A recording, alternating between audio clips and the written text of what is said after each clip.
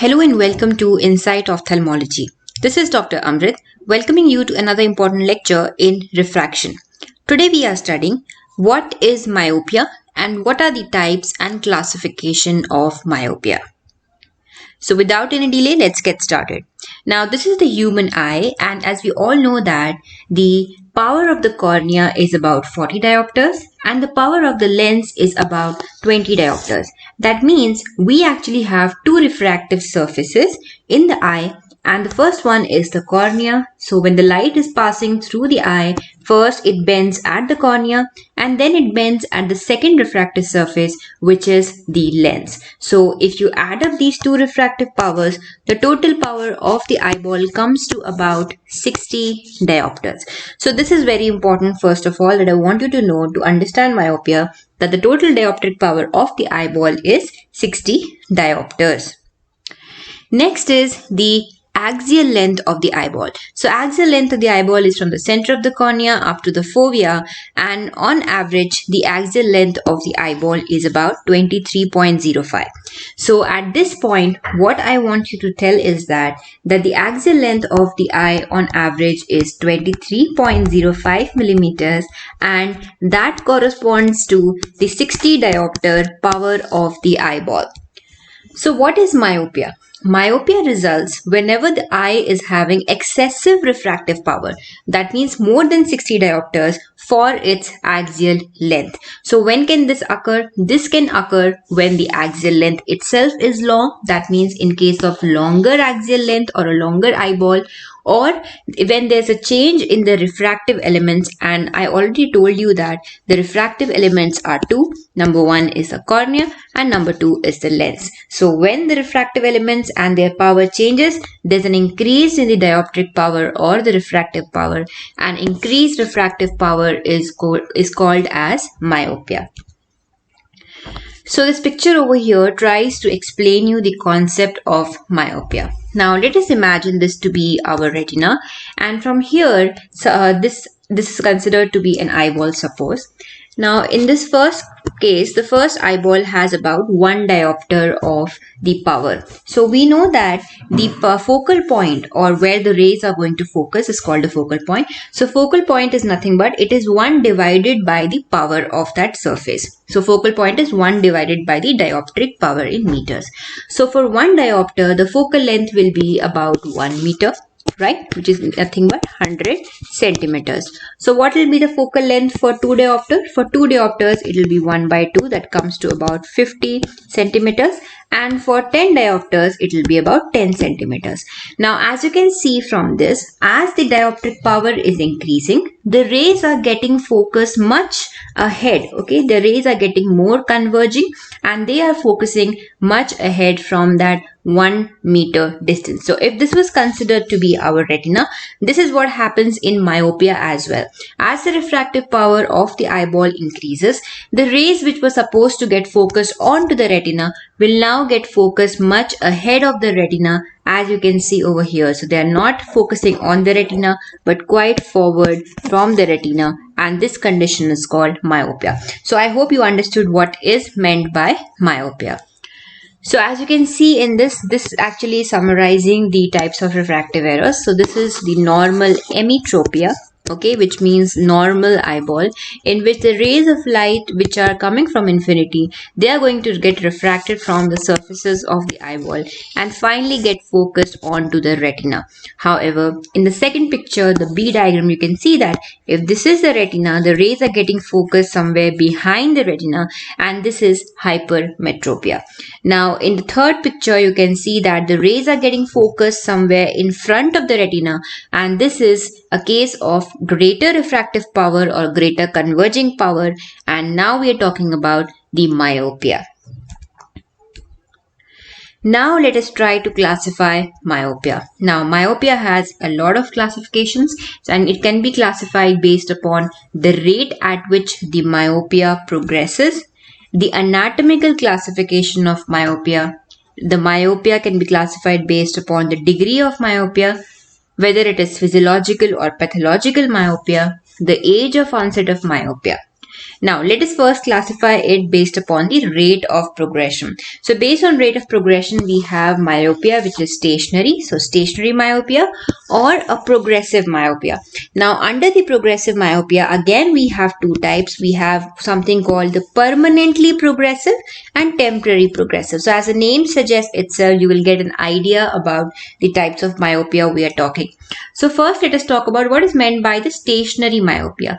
In stationary myopia, usually the myopia is of low degree, about -1.5 to -2, and it arises in the years of development. That means in the childhood, when the child is developing, and however, it remains stationary in the adulthood. So, such myopias usually will be arising during the period of development, and then they do not progress, and that's why they are called stationary myopia.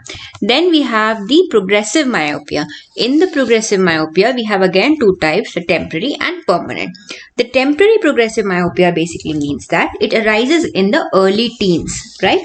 Then it will progress until the late 20s, and after that the rate of progression will become 0. Now this is called temporary progressive because the myopia is not progressing after 20 years of age. Okay, in late 20s. Now permanent progressive means that the myopia keeps on progressing gradually.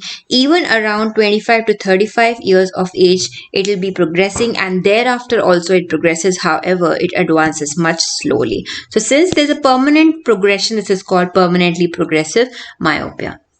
Now let us talk about the important classification, which is the anatomical classification of myopia. Now here, if you would remember the concept of what is axial length, what is the refractive power, and how myopia develops, then you'll be able to understand this anatomical classification. So anatomically, we can divide it as the axial myopia, the refractive myopia. And in the refractive myopia, again, we have two types, the curvature myopia and the index myopia.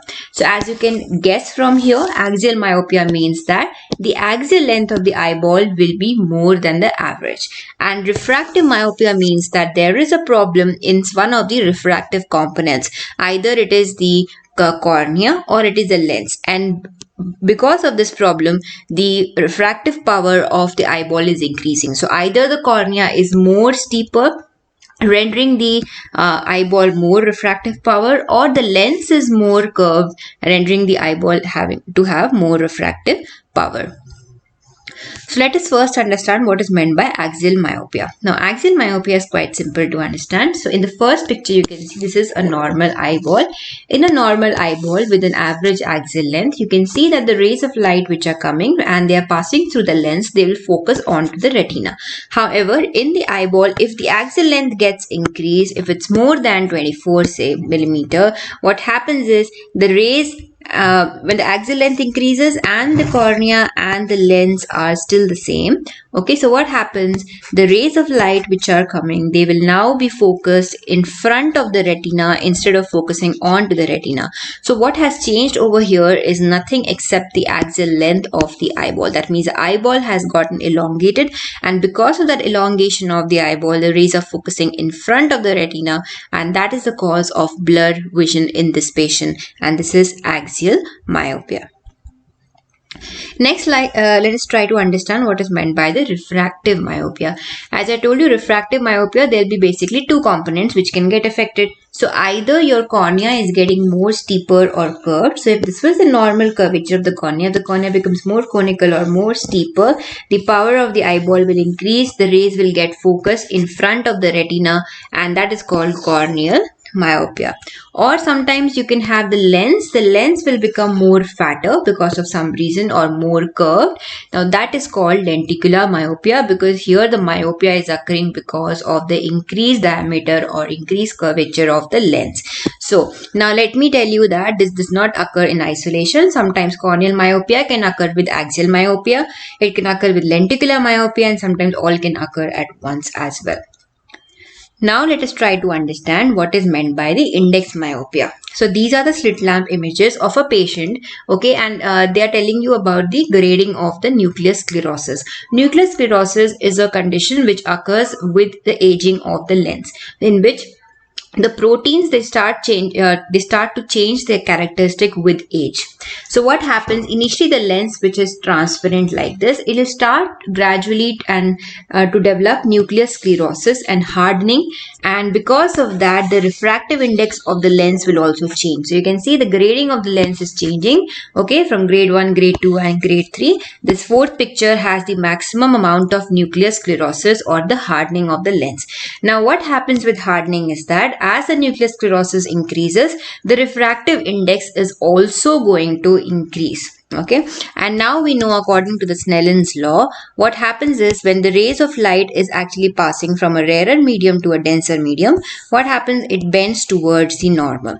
Similarly, when your lens gets more hardened and develops a greater refractive index, what is going to happen to the rays of light which are passing through that lens? Definitely they are also going to pass towards the normal. That means they are going to become more converging. So such patients, what happens is that they will become myopic with age because of the hardening of the lens and because of that nucleus sclerosis. So what happens is, such a patient normally who is at old age is usually having a reading glasses because of presbyopia. So such patients with time, because of the development of nuclear sclerosis, patients, they will notice that suddenly because of the cataract formation, now they are able to see the images which are present near to them more clearly even without glasses. So such patients will think that as if they have developed a second sight later on. However, what the pathophysiology or the pathology which is going underneath this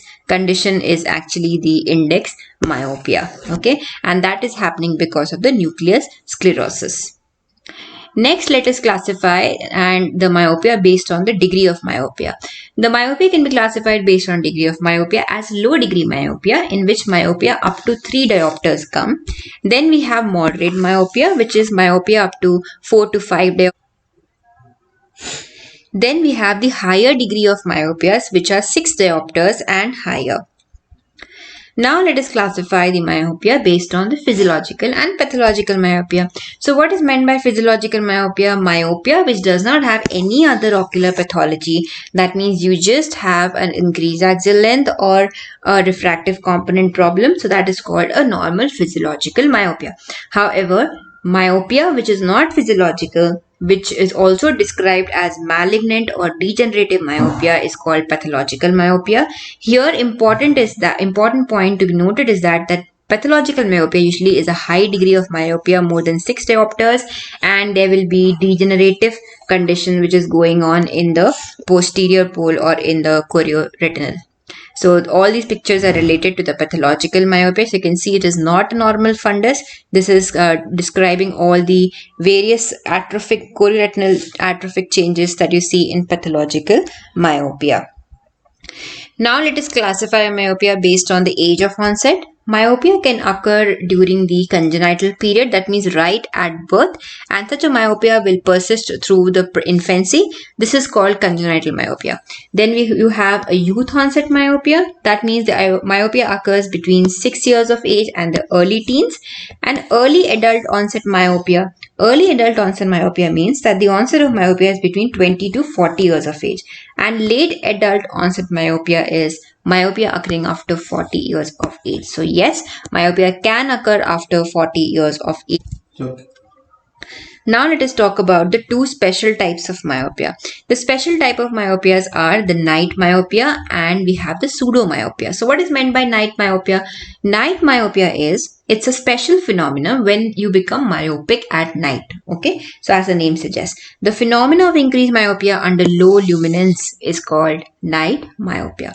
So what are the causes of night myopia? I'll tell you two reasons for night myopia. Number one is increased accommodative response, typically on the order of 0.50 to 1 diopter under degraded stimulus condition. That means at night we have more accommodative effort, and we know that whenever there's accommodation, the eyeball or the lens is trying to increase the refractive power.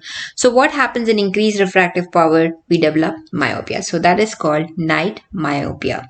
Second reason for night myopia is because of the chromatic aberration. Now, chromatic aberration, we know that is nothing but the white light is actually composed of 7 different colors and there's 7 different wavelengths. So all these wavelengths will undergo different refraction at the lens surface. The blue, if you see, will get converged the most and it is present nearer to the lens, whereas the red is present the most far because of the greater wavelength. Now, what happens at night is that the sensitivity of the retina will shift from the greater wavelength to a smaller wavelength. That means at night, the eye is going to become more sensitive to the blue wavelength, and this is called Purkinje's shift. So if you are becoming more sensitive to blue color, you are going to see only the blue color, which is getting focused in front of the retina. So that is also one reason why we become myopic under these scotopic conditions or night. So as you can see, as the day progresses, initially in the day we are seeing something as red, and when you go towards the night time, because of the Purkinje shift, we will see the shades of blue more clearer compared to the red color, and this makes us more myopic. Now, what is meant by pseudomyopia? Now, pseudomyopia is not a true myopia. This is a condition which occurs because of some situations in life which will trigger spasm of the ciliary muscle. Now, this condition is a reversible form of condition. This happens because of the spasm of ciliary muscle. So, spasm of ciliary muscle causes an accommodative response because ciliary muscle is involved in accommodation. And because of accommodation, again, you will have increased refractive power, and that causes a myopic shift. However, in such patients, when you give a cycloplegic agent, the myopia tends to get reversed because of relaxation of the accommodation. So this can occur specifically if you're studying for a test or because of long screen usage. So that's all for today. Thank you and have a nice day.